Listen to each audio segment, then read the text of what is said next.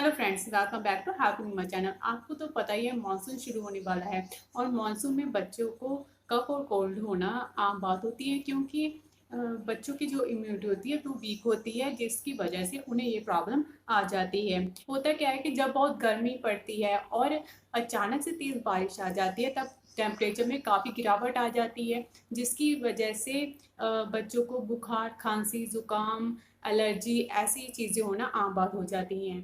इस वीडियो में मैं आपको कुछ ऐसे टिप्स बताऊंगी जिससे अपनाकर आप इस मानसून अपने बच्चे को इन प्रॉब्लम से बचा सकते हो। इसलिए वीडियो को स्किप किए बिना पूरा जरूर देखें, क्योंकि अगर आपने ये टिप्स फॉलो कर लिए तो आपके बच्चों को ऐसी कोई प्रॉब्लम नहीं होगी। सबसे पहला टिप ये है कि मानसून में जो बैक्टीरिया और वायरस होते हैं वो ज़्यादा एक्टिव होते हैं, इसलिए बच्चों को ज़्यादा देर गीला मत रहने दो। कई बार क्या होता है कि बच्चा कई बार स्कूल से आ रहा है या कहीं से बाहर से आ रहा है, तब अचानक बारिश लग जाती है और रास्ते में और बच्चा गीला हो जाता है। बच्चे को तुरंत घर लाकर उसे उसी समय उसके कपड़े चेंज कर दो। आपको बच्चे को ज़्यादा देर उसे गीले कपड़ों में नहीं रहने देना।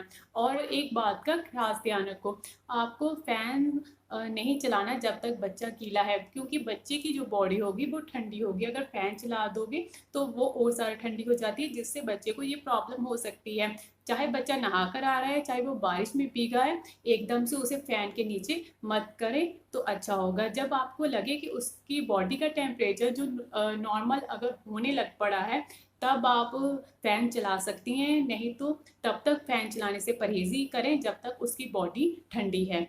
बच्चे को अगर वो बारिश में भीगा हुआ है तब आप बच्चे को उसके बाद गर्म दूध पीने को दे सकती हैं या कोई काढ़ा बनाकर बच्चे को दे सकती हैं, जिससे बच्चे की जो सर्दी लगी है उसका असर खत्म हो जाए। ये बहुत ज़रूरी है। अगर आप उसे उस टाइम कुछ गर्म पीने को दोगे तब आप उसे कफ और कोल्ड या बुखार से बचा सकती हैं। इसीलिए उस टाइम बच्चे को कुछ गर्म पीने के लिए ज़रूर दीजिए, चाहे वो दूध हो, चाय हो, काढ़ा हो, कुछ भी हो सकता है। जो बच्चे को पसंद है उस टाइम उसे वो चीज़ बनाकर ज़रूर दें। ये बहुत ज़रूरी है अगर आप बच्चे को सर्दी से बचाना चाहती हैं। जब बच्चा चाय, दूध या काढ़ा पीता है तब उसकी बॉडी में गर्मी आती है, जिससे बच्चे का जो बॉडी का टेम्परेचर होता है वो नॉर्मल हो जाता है। इसीलिए ये चाहे बच्चा भीग कर आया, चाहे वो आप उसे नहला कर हटिए, तब उसे ये चीज़ ज़रूर दीजिए। इससे आप अपने बच्चे को सर्दी से बचा सकती हैं।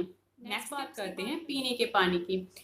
पीने का पानी अगर इस टाइम आप बच्चे को फिल्टर का दे दोगे तो ही अच्छा होगा। अगर फिल्टर नहीं है तब आप बच्चे को पानी बॉयल करके दे सकती हैं, क्योंकि पानी से ही इस टाइम काफ़ी प्रॉब्लम हो सकती है। बच्चे को उसको पेट की समस्या हो सकती है, क्योंकि इस टाइम जो पानी होता है वो सही नहीं होता है। इसीलिए अगर बच्चे को आप बॉयल कर दोगे तो वो सही होगा। फिल्टर से भी अच्छा है कि अगर आप उसे बॉयल कर बच्चे को दे रही हो तो उसके लिए अच्छा होता है। उससे बच्चे को पेट की कोई प्रॉब्लम नहीं होती। पेट की प्रॉब्लम से बचाने के लिए बच्चे को उबाल कर ही पानी दीजिए पीने को, तो अच्छा है। थर्ड टिप्स की बात कर लेते हैं। मॉस्किटो यानी कि मच्छरों से बच्चों का बचाव करना। क्या होता है कि बरसात में नमी के कारण मच्छर ज़्यादा पनपते हैं, ज़्यादा पैदा होते हैं, जिसके कारण मच्छर काफ़ी हो जाते हैं बरसात में और वो बच्चों को काट भी सकते हैं। इसलिए मच्छर से बचाने के लिए अगर ज़्यादा छोटा बच्चा है तब आप नेट का यूज़ कर सकते हैं, उसे नेट में डाल सकते हैं। जब वो सो रहा है तब उसे नेट में डाल कर ही सुलाएं तो अच्छा होगा। अगर वो थोड़ा बड़ा है तब आप मॉस्किटो क्रीम आती है वो लगा सकती हैं, या ऑलआउट लगा सकती हैं, या रोल ऑन लगा सकती हैं बच्चे के। ऐसी कोई भी चीज़ लगा सकती है जिससे आप उसे मच्छर से बचा सकें।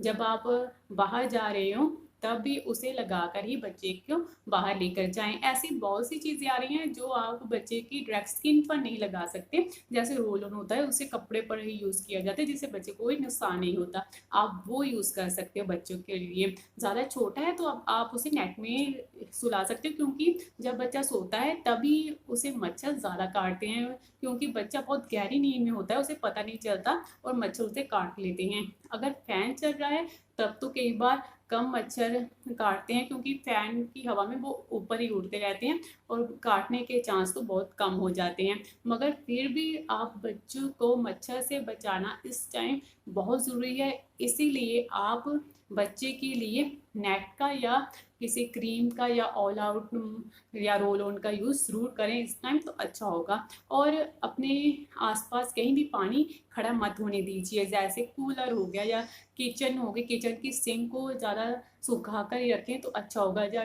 डस्टबिन हो गया, उसे भी जल्द से जल्द इस टाइम खाली कर दें तो अच्छा हो, क्योंकि इन चीज़ों में भी मच्छर के पैदा होने के चांस ज़्यादा होते हैं। अगर आप इन चीज़ों को बिल्कुल खाली ही कर देंगी या सुखा कर रखेंगी, तब आप अपने बच्चे को मच्छरों से बचा सकती हैं। इसीलिए इन चीज़ों को ड्राई ही रखें तो अच्छा होगा। जो कूलर होता है उसमें भी पानी की जमा मत होने दीजिए, क्योंकि उसमें भी मच्छर के पैदा होने के चांसेस ज़्यादा होते हैं। मच्छरों से बचाने के लिए बच्चे को आप ज़्यादातर फुल स्लीव कपड़े ही पहना कर रखें, क्योंकि इस टाइम अगर बच्चे को आप थोड़े कपड़े पहनाओगे तब उसे मच्छर काटने के चांस ज़्यादा होते हैं। जब आप बाहर लेकर जा रहे हो, रात को सुला रहे हो, तब भी उसे पूरे कपड़े ही पहनकर सुलाएं तो अच्छा होगा, जिससे जो मच्छर होता है उसे काट नहीं सकता। इसलिए कपड़ों का बच्चे का खास ध्यान रखना चाहिए इस टाइम। अगर आप कपड़ों का उसके खास ध्यान रखोगे तब आप अपने बच्चे को मच्छरों से बचा सकोगे। और ऐसे बहुत से कपड़े आ रहे हैं, जैसे गर्मियों में पहनने के लिए बहुत अच्छे कॉटन के कपड़े आते हैं, वो पहना सकती हो जिसमें गर्मी कम लगती है। वैसे भी मानसून में मौसम ठंडा हो जाता है, इसलिए आप इतने हल्के फुल्के कपड़े बच्चे को पहना सकते हो, जिससे उसमें बच्चे को गर्मी भी नहीं लगती। 4 टिप्स आता है सफाई।